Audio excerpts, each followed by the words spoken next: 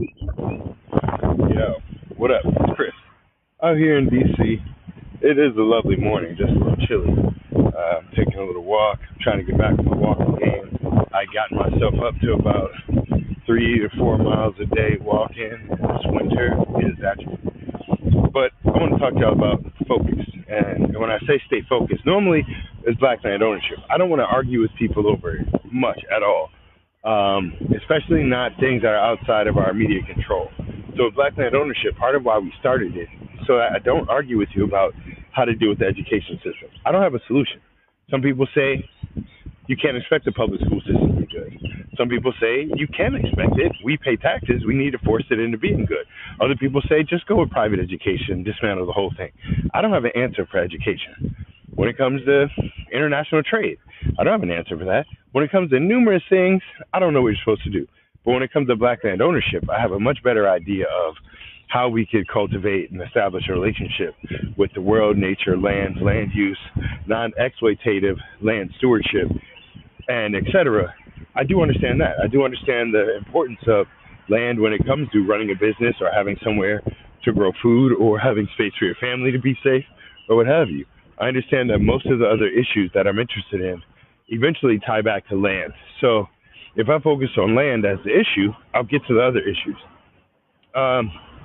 More and more recently, though, I've had to divert my attention from strictly land to some of the political discussions that correspond or that influence land law, land use, or what have you, especially at a federal level. And more recently, I'm watching things happen that just utterly confuse me. And it makes me wonder what the end game or the goal is. And when I look at the political spectrum, I'm thinking, what's next? Like, what happens after what we're experiencing now?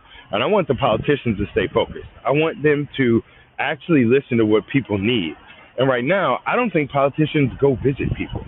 Right now, what it looks like is the internet and data gatherers spend a whole lot of time and money gathering data. They assume that data is correct, accurate, or representative of a larger population of people. And I would question that in the first place. But they're not going out and talking to people. I don't remember the last time any major level politician went out in public knocking on doors for real. I know they schedule these meetups at Dunkin' Donuts, or they schedule some type of public event where it's supposed to be a town hall meeting or whatever. But it's all sequestered, it's secluded. People paying all types of money to go to these dinners and meet the politicians. So politicians are just hearing, oh, so-and-so survey said the American population wants A, B, or C. But they're not out there talking to the people. They don't know what people actually need. And when you talk to people, are we forcing the politicians to come see us where we are? Are we, as black folks, saying, you got to come to our neighborhoods. You got to come to where we live, see how we're living if you're going to represent us?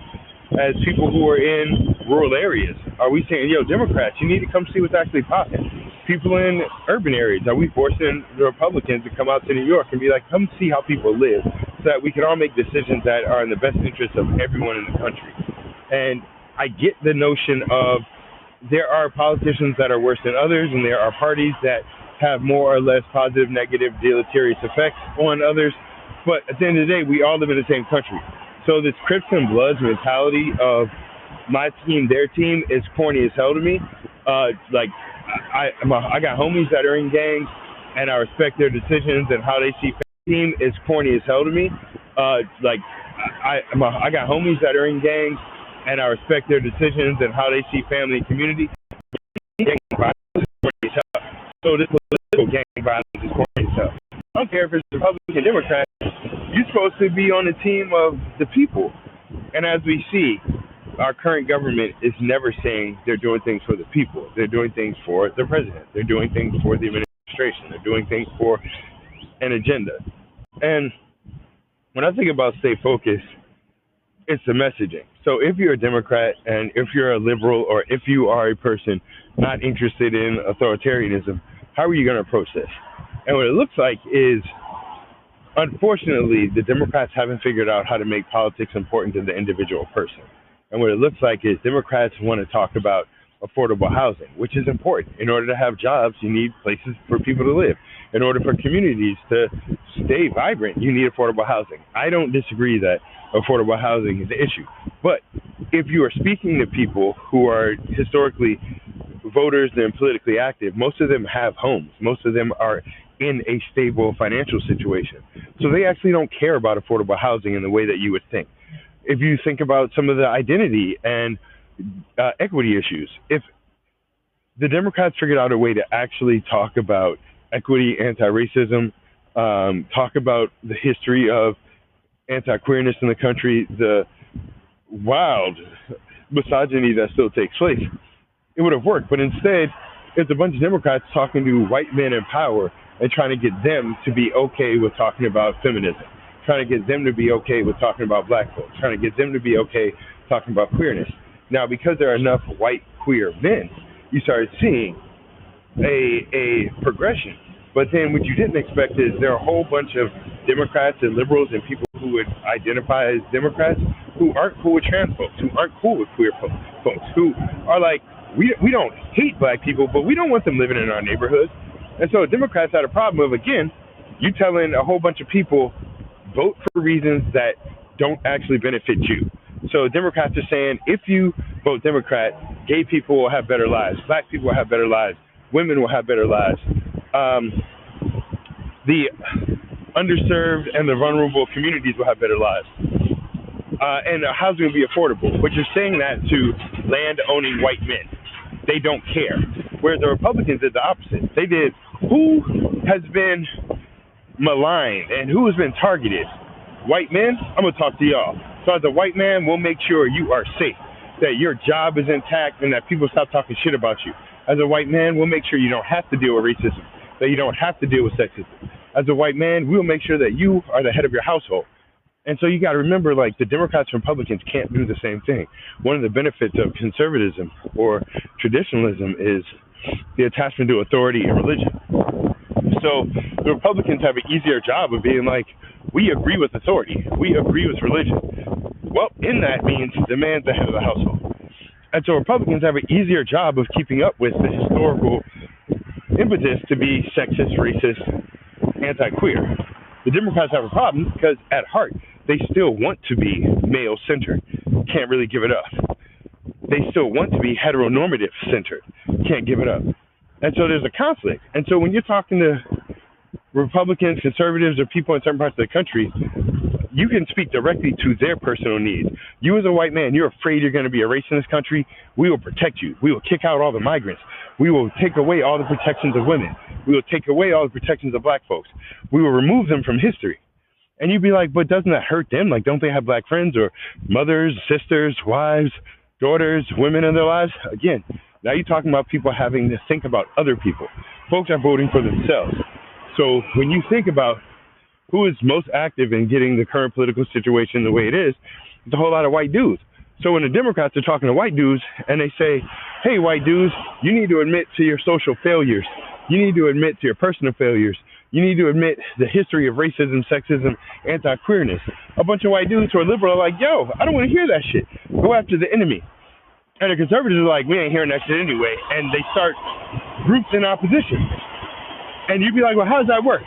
How do you have a group that's anti-Antifa? Like, if Antifa is anti-fascist, why would anyone make up a group that's anti-fascist? Are they pro-fascist? No. All they're saying is we don't like that bullshit y'all talk.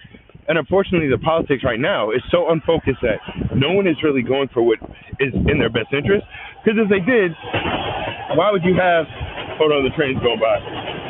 If people were voting in their actual best interest, the Republican Party would have collapsed itself already. Because under it, like in the past year, have farmers' lives been better? So we're thinking like Republicans tend to target conservatives, middle America. At some point, the liberals were the working class people, but somehow the Republicans have taken on that moniker, especially in rural areas. But have you seen manufacturing jobs actually increase? No. Have you seen farmers do better under this administration? No. Do you see the people that do not have college degrees getting better paid jobs? No. Do you see any economic infusion or catalyzation in these rural areas? No. But they still vote Republican. They still are cool with the heads of their party. Why? Well, they did a really good job of being, we kicking out these foreigners. We are making sure women know their place. We're making sure black people know their place. And is that all it takes? Is that in America, we are so unfocused that as politicians, we're not realizing what the real motivators are for people. and that it's not all this existential shit. It's not all these other I want to be a good person thing. It's, do the people who are in office have your best interest in mind? And the Democrats have another problem of knowing that. Well, black folks know that Democrats don't have our best interest in mind. And so at least if you're going to go for we protect the vulnerable, be ready to stand up. But the Democrats are shook to actually take on the other white folks that disagree with equity. Whereas the Republicans will be like, fuck equity. Fuck all this shit. We're going to start a group of people that says anyone who does things seeking equity are being racist. But it's like, wait, y'all the group of people that say we need to stop talking about racism and sexism and the history of it, but now you're going to say the black people, the Spanish-speaking people, the folks from other places, they're racist for calling out the history of European colonialism? And so that works. You got to keep in mind, if the Democrats were to really take on the status quo, they'd have to challenge capitalism, and they won't. And so the Republicans have the benefit of, they outright say, we believe in free market economy. We believe in rugged individualism, laissez-faire capitalism. But they don't. You think like Tesla getting a whole bunch of money or all these billions of dollars going to AI companies, it's free market? That's government money, meaning we pay taxes. It's extricated from us. The government has it, and they give it to these companies that are run by billionaires.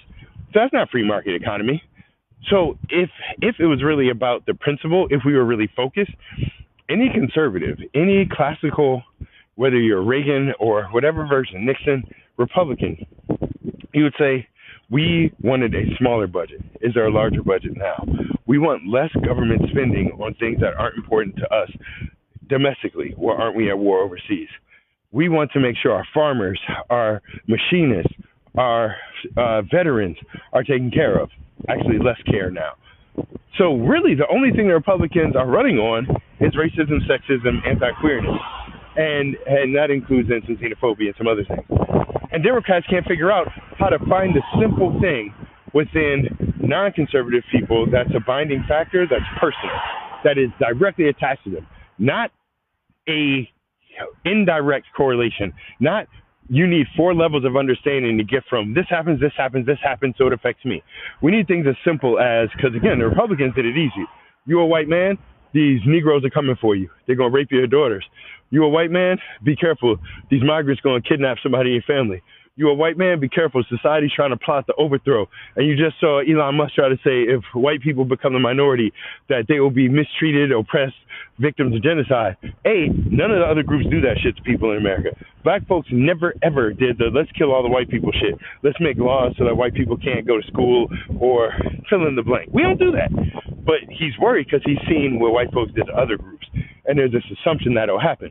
But Democrats can't talk about it, because if you actually start talking about the history of oppression, the actual history of patriarchy, the actual history of racism in this country, you will be calling out Democrats also. You will be calling out quote unquote liberals as well. And so they stuck. And so I need people to just stay focused. I need us as voters to actually do our own research. So when the president says stuff like he's given $14 million to farmers, go see if any of that money went out. Go actually do the research to find out how that money was sent. When he says that he secured however many trillions of dollars in foreign investment, go find out if those are actual deals. Like if any paperwork got signed, if any money has been committed, because it hasn't. Don't just read the headlines. Like as a person, we are in a space now to where the government will blatantly, now again, as a black person, I know the government has been lying my whole life, but like the blatant lies that happen now, the blatant mistruths, the blatant mischaracterization, we as individuals have to then take on the responsibility of self-educating, of learning how to decipher when politicians are lying or not. There's a skill set that humans have that's very hard to articulate, but it's basically our ability to discern legitimate information from that which isn't. And part of that is being able to discern who are the legitimate holders of knowledge and information to then disseminate it to us. And one of our major things is in person, we try to have a really strong gauge of who's bullshitting us or not. And one of the things humans develop is like I can tell you're lying to me feeling. And you don't know why, but you'll be talking to someone and you're like, something doesn't feel right. It just doesn't sound right. I just know it's wrong. But somehow in politics, that doesn't work well with humans. Somehow if it's on TV or if the politician looks or sounds away, we just believe and accept what they're saying instead of having our critical mind kick in and say like, Huh, maybe I should fact check that. Huh, maybe I should look into that and make sure it's true. So I'm just asking people to stay focused. I'm looking at everything happening, and it feels like Bizarro World, not just Idiocracy. If you've ever seen Idiocracy, I didn't really like that movie when I was younger because it had very little representation of black folks in a way that I appreciate. I understand Terry Crews is in it, not going to argue with you, but it just wasn't, I didn't appreciate it. But I saw it again, and there are parts of it in Idiocracy which are amazing, which is the fact that they can't grow food because they've been watering everything with Gatorade. And the Gatorade obviously doesn't allow the food to grow. And so people are starving. And I've been wondering my entire life how in every dystopian sci-fi film, humans haven't figured out how to grow food, but they're flying cars. Well, I'm seeing it now, is people are allowing this to take place. Well, another thing is also happening, that glyphosate, or whatever the product is they spray on the crops. Understand the mentality of this. You have a company that doesn't live in the area where they grow the food. They aren't set up in the area where the food is sold, but they get to dictate how the food is sold, and under their parameters of what is going to be profitable, they decide to spray it with a whole bunch of poison. Now imagine the notion of that. We need to grow food to eat. And hey, how you doing? And the more food we grow, then the better society will be. But the company needs to make money from selling food. So for them, the benefit isn't edible food. The benefit is bigger crops, more crops, durable crops, crops that look better for what people like in a grocery store. And that means spray a bunch of shit on it that poisons people.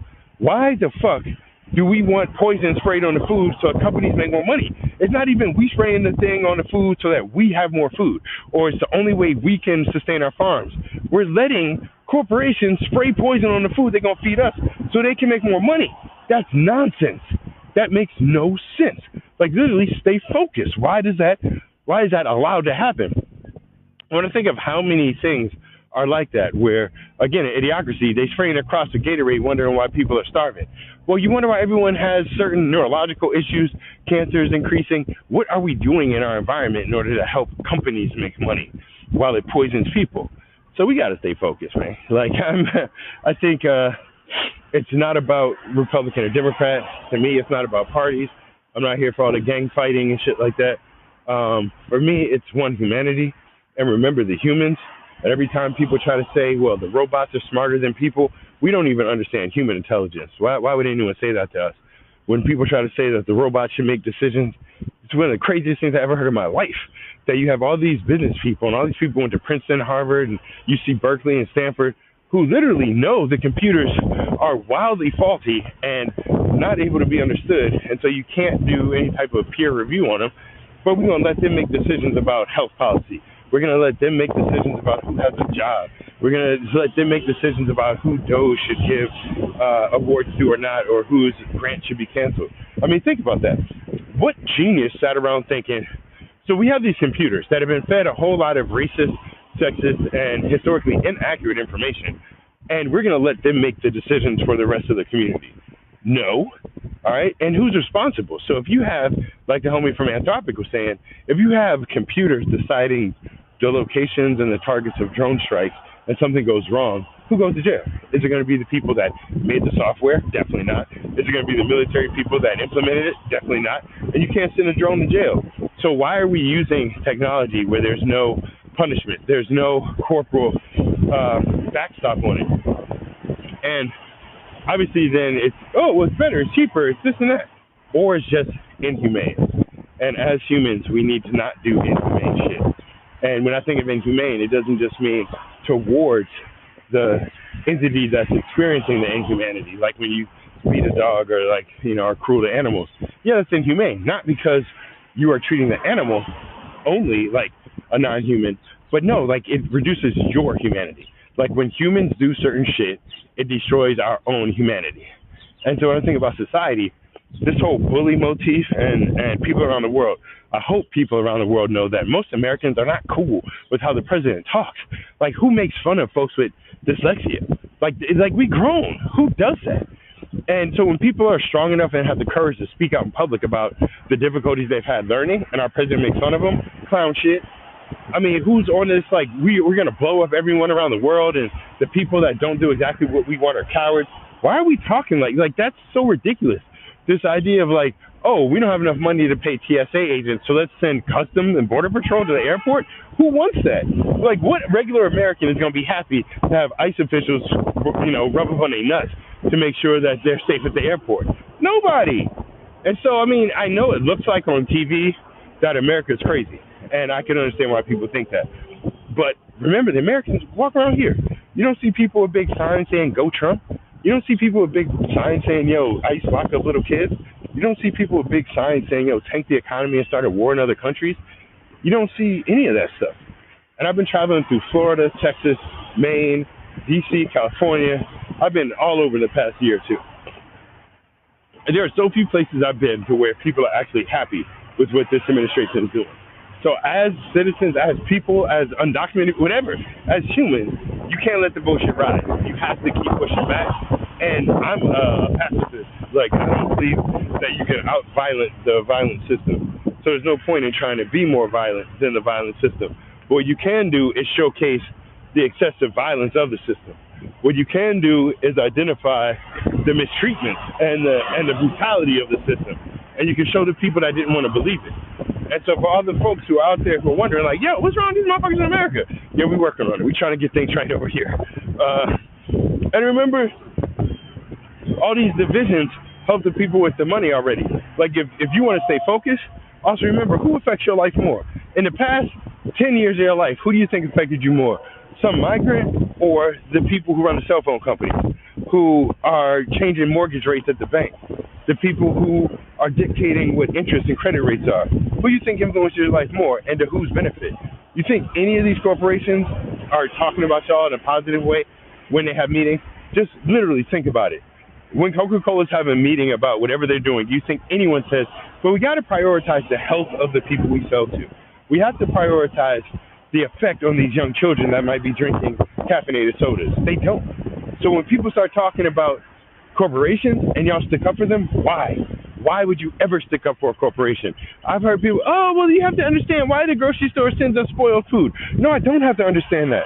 You have to understand why the credit card gives you a 23%. I do not have to understand that. And every time these people get brought in front of Congress, they make it obvious that the playing field has been unleveled in their benefit. All right, so I got to go. I'm going to holler at y'all, but stay focused. And holler at me. Normally it's black land ownership. Normally I'm talking about the history of land ownership, why it's important that people of African descent are included in these discussions.